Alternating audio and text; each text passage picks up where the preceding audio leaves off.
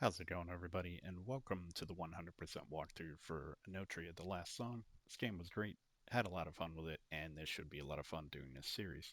So, a disclaimer up front, you will need to go into New Game Plus 2 to get the Platinum Trophy, and there is quite a bit of farming that you'll need to do in order to get that.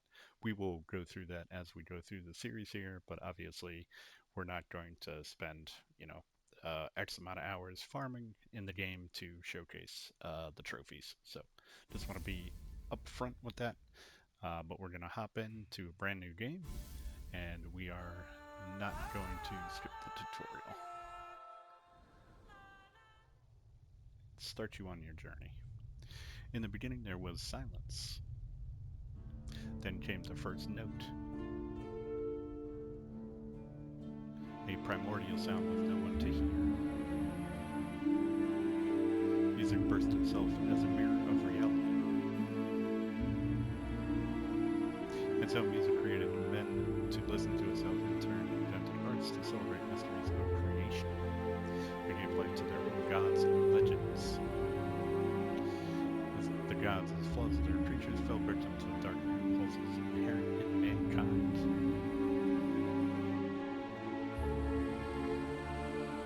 Humanity climbed atop a mountain named the fallen gods and declared itself the peak.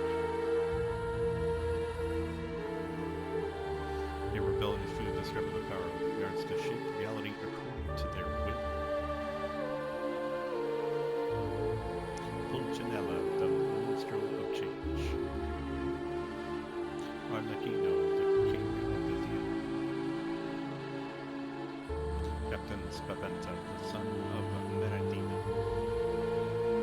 Patamone, the merchant of destinies. Valanzone, the herald of knowledge. Columbina, the saint of the stage.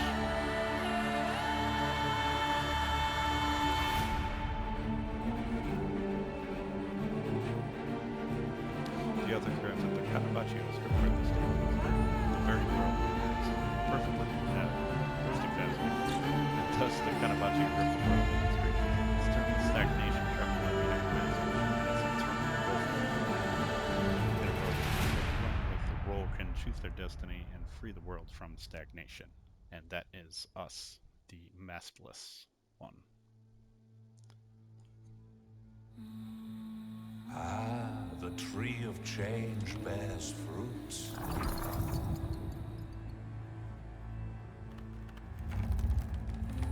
Awaken, Maskless One. The stage is set. Okay. So here we are in the tutorial. If you've never played a Souls game before, if this is your first one, it's an interesting one to start with, but it is very good nonetheless. So R1 is your light attack, R2 is your heavy attack, circle is dodge. These are all standard Souls controls. R3 you lock on to enemies, and circle dodges. X jumps in this case, much like Elden Ring. You do have a dedicated healing button, which is triangle in this. R2 does special attacks. We'll get into that in a bit. Those are called mass lines. And square uses your items, and left and right on the D-pad will circle through your items, or cycle through your items, excuse me. And then up will switch your weapons on the D-pad, and down will change your mask once you, or your loadout once we get more loadouts. So here we go.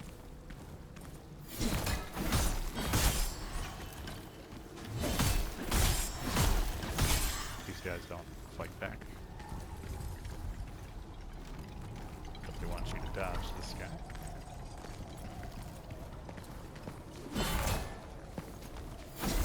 Are you gonna fall in the water? Thought he was gonna fall in the water.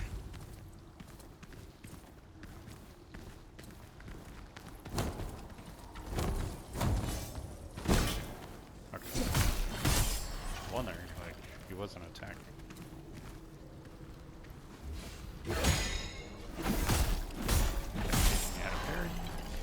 is a very parry-centric game, so I will say that, much like Last P.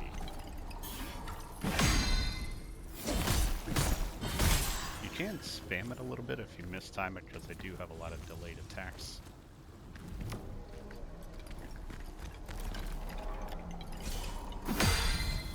Okay, so unraveling. The Maskless One can weaken the Canovaccio's grip on all manner of things. Fighting hostile beams causes them to build their unraveling meter. When filled, they will be temporarily exposed to a finishing strike. Oop.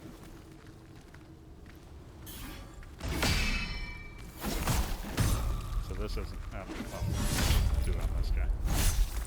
The other guy with the great sword is the one they want you to do the unraveling strike on. So you gotta go a little early on your parries.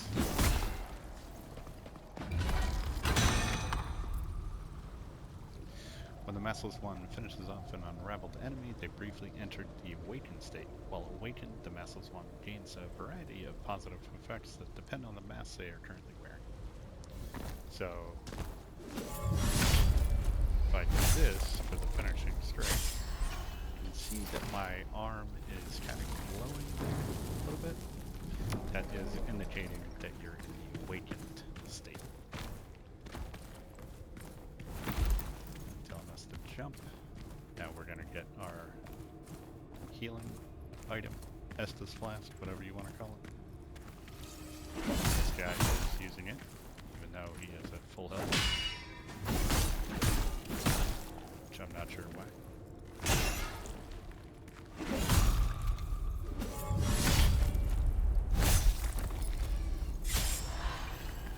Mistimed that one parry. So it wants us to heal.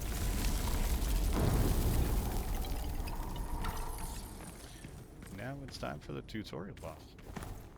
Just like that.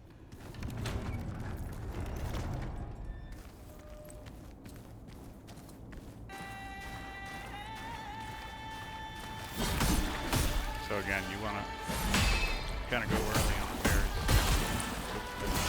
And that one.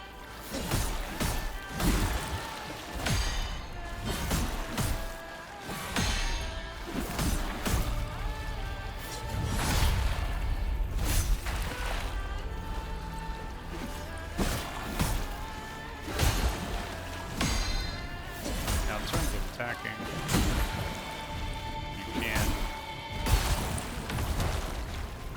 you can go R2 in R1 or R1 in R2.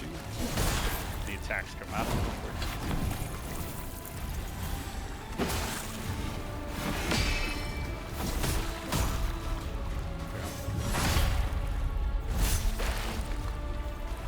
See, R2, R1, quicker.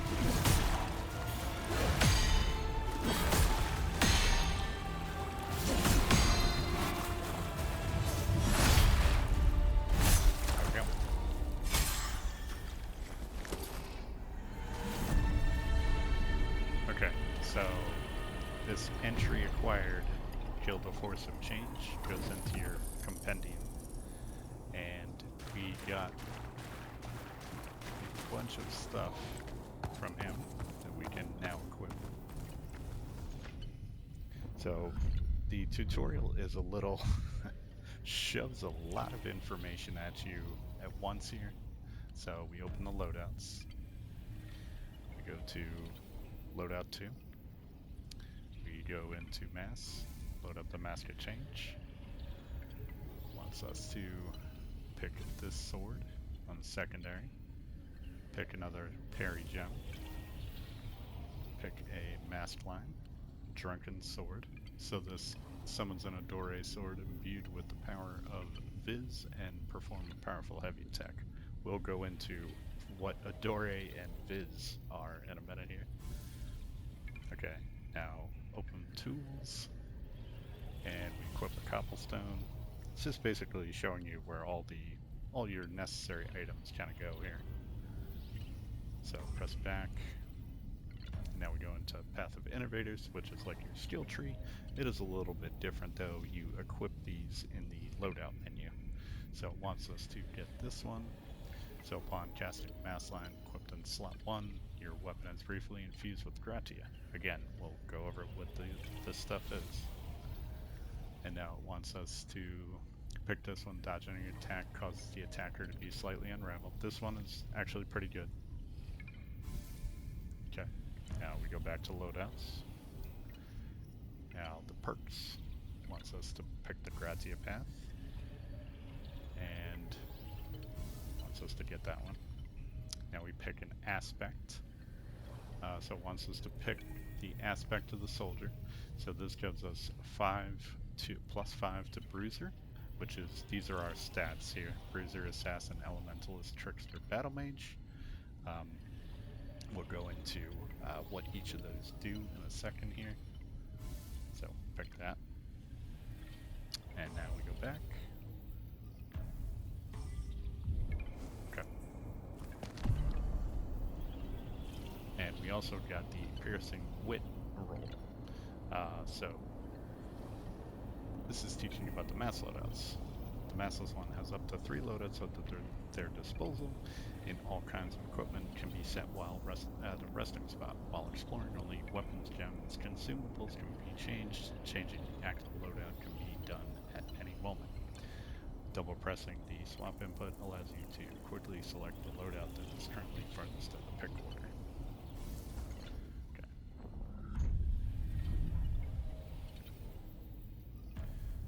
So, if we're on loadout 1, so loadout 2 is the Mask of Change, and we can, oh, I didn't notice that before.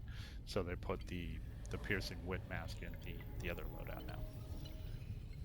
So in here, there is the stage halberd and stage mace for different weapons. The parry gem, this is for anti-magical melee from enemies. This one works better against like projectiles and stuff like that. And yes, you can parry projectiles in the game. Also, there are 2 other mass lines here: Golden Dart and Duelist Virtue. So the masks provide different benefits.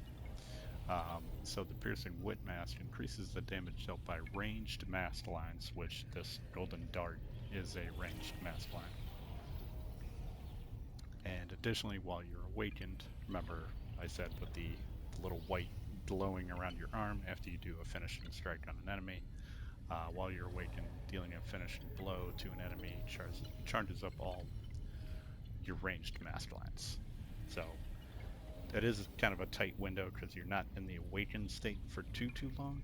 A lot of these masks in the game kind of have tight windows on bonuses you may get while you're awakened, and to my understanding in the roadmap for the game, that may be changing. They might be switching some stuff up.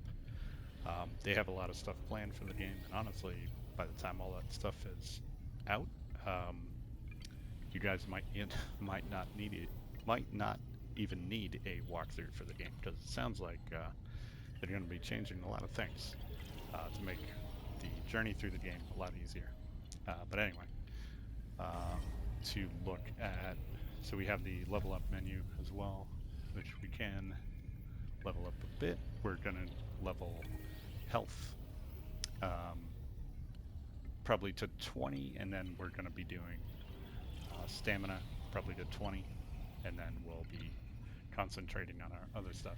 So as you see here, as you level up for Bruiser, that levels increases your health and defense, as well as down on the lower right under status power, that increases your defense.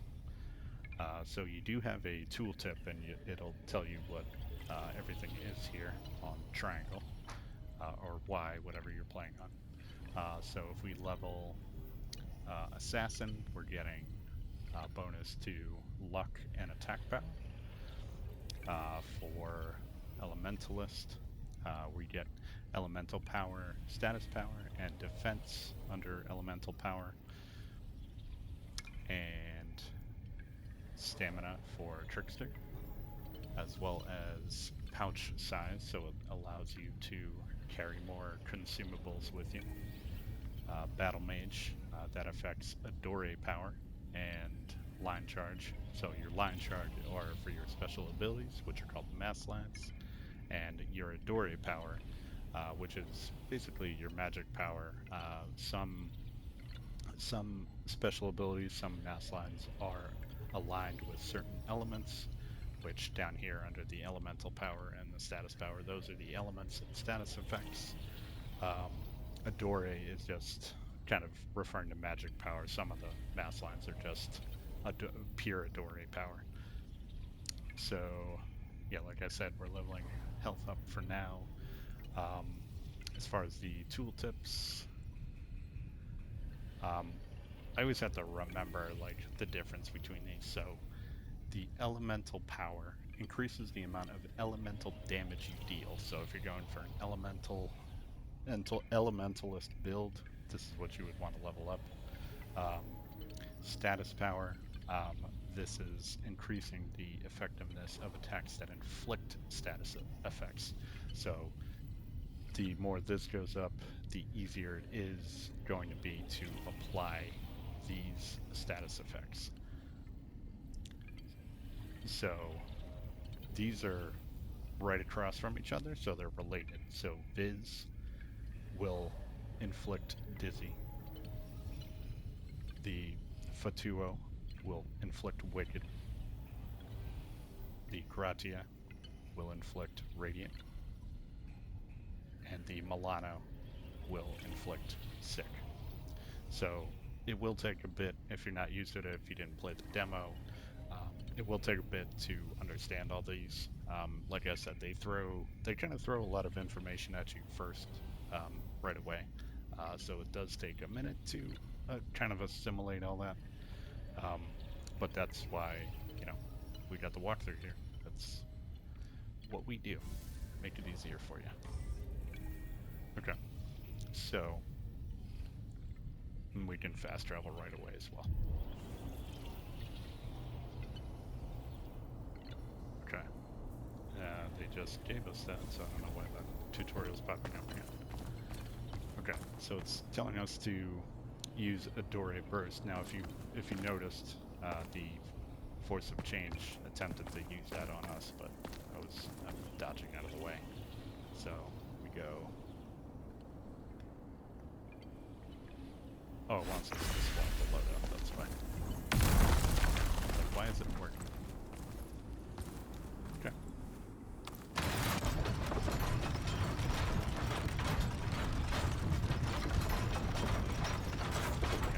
Swap weapons up like I said. Okay, so mass line tutorial. Mass lines are powerful Adore abilities. In order to use them, the Maskless One needs to land attacks on their enemies, which gradually charges them up. Okay, so grab a couple of shinies here. Okay, so this guy is affected with Fatuo. So the enemy has innate Fatuo defense. This makes them immune to Fatuo damage, but vulnerable to Gratia. Try infusing your weapons with Gratia and using Gratia lines to increase damage.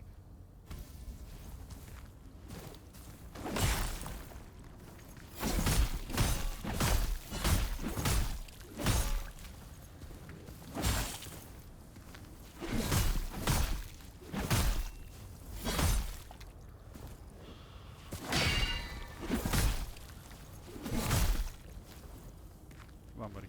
Let's try and there we go. We got this charged up now. Okay, so Gratia inflicts Radiant, like I was saying, causes one to recover health over time. However, taking damage while afflicted triggers a powerful explosion. So if we were affected by Radiant, we would heal over time. But if we got hit during that healing, there would be an explosion. So same goes for the enemies. You inflict them with that, and if you heal them, explosion goes off, and it does a lot of damage, especially enemies that are affected by Wicked. So we just murdered him. When an enemy is afflicted with Radiant, They recover health over time, however, hitting them triggers a powerful explosion that can knock you backwards, ending the status permanently, or prematurely. Try to use ranged attacks to avoid getting pushed away. Okay. Physical defense and elemental defense mitigate different types of damage and have to be enhanced independently. Always take note of the weapon wielded by the enemy, as it will reveal which type of elemental damage the enemy will inflict. So very... Well, let me kill this guy. We'll talk further.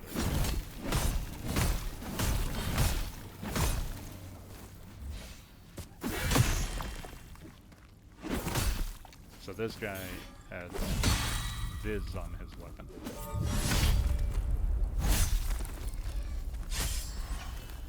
And what Viz does is with Dizzy, like I said previously. Basically, they're going to tell you about it when we go up here. Basically, what that does, if you're affected by Dizzy, that lowers your defenses. However, it increases your damage that you deal, and it increases your stamina regeneration as well. Same goes for the enemy. It lowers, if you have will be getting all sorts of elemental weapons. So if you hit an enemy with a Viz weapon, you're going to lower their defenses. However, you're going to increase the damage they can deal to you. So keep that in mind. Each of these status effects have lots of pros and cons to them, buffs and debuffs, if you will. So up under the health bar, a kind of flowchart has appeared now to help you through the game and notice what element will beat another. It's a very rock, paper, scissors system. So going clockwise, at the top you have Viz, the little wine glass. So Viz will beat Milano, the green, and then Milano will beat Gratia, which is the white, and as we just learned, the Gratia will beat Fatuo, and Fatuo, the red, will beat Viz, the pink little wine glass. So much like Wolong, where one element beats another, that is a very key mechanic in the game, and if you embrace that and you kind of use elemental weapons or even infusions to help you out in combat, it's going to make the game a lot easier.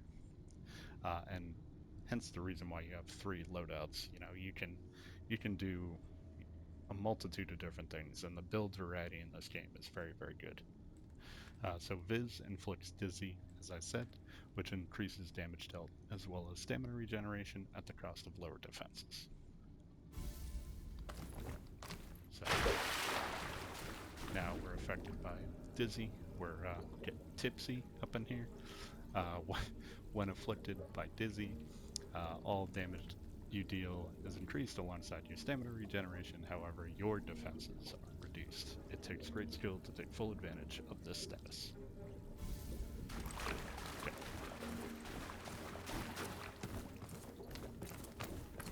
So these little blue shinies are lore entries that are going to get entered into your compendium. So going into the menu here, we have our stats, and again, you can press triangle and get a little tooltip on whatever everything does. You can go into your loadout, change weapons, change parry gems. You can't change your mass lines. And mass lines do, if you press triangle, they do have stat requirements. This one currently does not, but there are a lot that do have stat requirements, so that's um, something to keep in mind as well. Some of the aspects that you get will give you, like from bosses and stuff like that, will give you pluses and minuses to some of your stats. So that's something you need to keep in mind as well. If you're using an aspect that, let's say it lowers your elementalist stat. So I have 10 right now. If I use something that was giving me -9 to that, and I went to use a mask line that you need 10 to use it, there's going to be a red X on the mask line, And some people, in the demo got confused by that. So it is a little cumbersome. You need to kind of take into account stat requirements and stuff like that for weapons and mass lines. So same with the weapons. You have all the information about the damage, the Ardore damage, unraveling damage that these do, as well as the elemental and status damage. Um, and then if you press triangle, you can see the scaling for attack power, Ardore power, elemental power, status power for each weapon. And then triangle again will give you the stat requirements. So the stage weapons are um, the most basic of the weapons. They're not something you're gonna want to upgrade and carry through the game. They're much better weapons, and there are rarities to weapons as well, so something to keep in mind. And yeah, and there are the masks give you bonuses as well to your stats, whether they're well, not bonuses. I'm sorry. There are stat requirements on some of the masks as well. So moving over here, you got your inventory. So you got all your items and consumables, weapons, paragems, mass lines, masks, aspects, and your key items. Then moving over to the compendium, um, there will be several entries here as we go through. Uh, this part of the compendium is going to be all your lore in here and the story as we collect it. Um, the the power of change. This is going to be all your enemy types as you go through the regions of the game. Um, and this is kind of going into what I was saying about um, filling out the compendium in New Game Plus and New Game Plus 2. Basically, you're going to need to kill enemies, certain enemies, like about 50 times to get Part 1, Part 2, Part 3 entries in the compendium. There are some special enemies that are few and far between that you may need to kill about 80 times to get those parts 1, 2, and 3. So, like I said, there is quite a bit of farming. Excuse me. You're going to be farming enemies for mask shards, certain enemies, to get all the masks in the game. That's a trophy as well. So, I mean, a lot of these enemies, you're not going to have a problem getting the parts 1, 2, and 3, but some of the ones that are like one-time spawns and stuff like that, that's why you need to go into New Game Plus 2 to get those Part 2 and Part 3 entries into the compendium. So that is all that. Let's pick up this blue shiny. So if we look at this is our first entry in the compendium for the story. So there will be much more in here.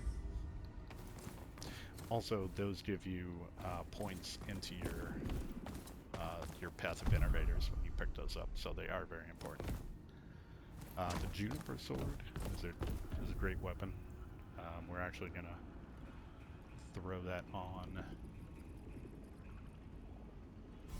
our range build here, range loadout. Okay, so we're gonna. This is a bonfire or a reality knot, as they like to call them.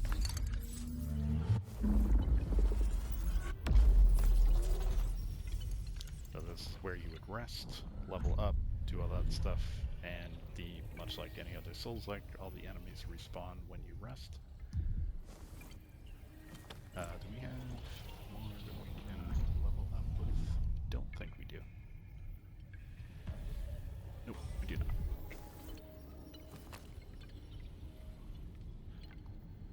But I think due to the amount of information we have gone over, we should probably call this first episode here. And we will continue on our journey out into the field of beginnings in the next one. So hopefully you all enjoyed. Hopefully you're doing well. Stay tuned. More coming at you. Take care.